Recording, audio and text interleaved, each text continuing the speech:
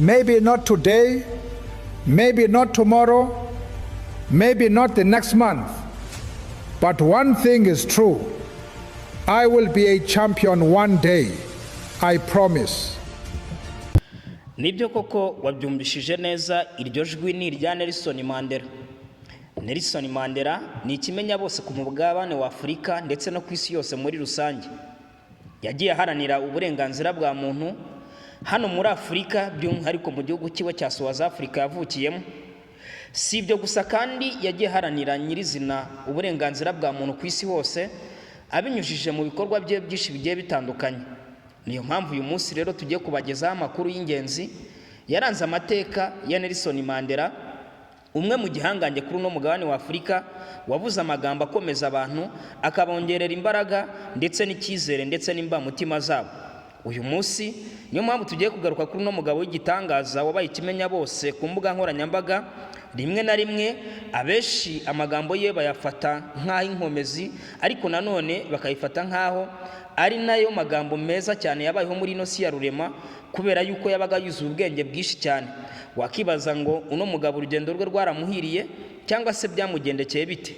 Gusa nanone ntabwo byamworoheye, kubera yuko kugira ngo yitwe intwari nk'uko bisanzwe, kugira ngo umuntu abe intwari arabiharanira.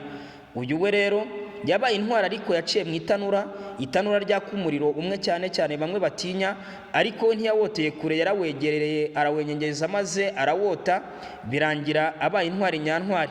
Nayo mpamvu rero tugiye kubagezaho bimwe mu byagiye bimuranga mu buryo bumwe bugiye butandukanye, ariko nanone twibanda nyirizina ku mateka yiwe. Ese waba wari uzi aho yavukiye?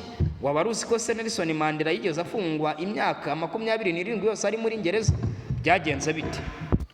Nta kundi byagenze nk'uko twari tubimaze kubivuga. Uwo bita Nelson Mandela twaje kureba dusanga ko yavukiye mu gihugu cya Afurika y'Epfo ku itariki 18 Nyakanga 1918, kandi twabonye ko ntago ari ibyo gusa, kuko yaje no kwiga, yize ibintu bijyanye n'amategeko, maze aba n'umunyamategeko, ajya no kubikoresha ndetse mu ishyaka rya NC African National Congress ryaharaniraga uburenganzira bw'abirabura. Nyuma gusa uwo bita Nelson Mandela ntabwo byaje kumugendekera neza, kuko twasanze aho bita mu 1962 Mandela yarafunzwe azi ibikorwa byo kurwanya ubutegetsi bwa apartheid, kuko yafunzwe imyaka 27 yose. Imyaka 27 yose muri gereza ya Nobeni Island. Urumva ko iyo myaka ntabwo yari yoroshye kugira ngo abe yafungwamo. Gusa mu 1990 nibwo yarekuwe, bituma atangira ibiganiro byo kurangiza apartheid. Urumva ni iryo shyaka twabonaga mwaho ngaho. Gusa nyuma akimara gufungurwa, aza niyo myaka yose atangira no kurwanya nyine rya shyaka twaje kureba, cyangwa se wa mutwe.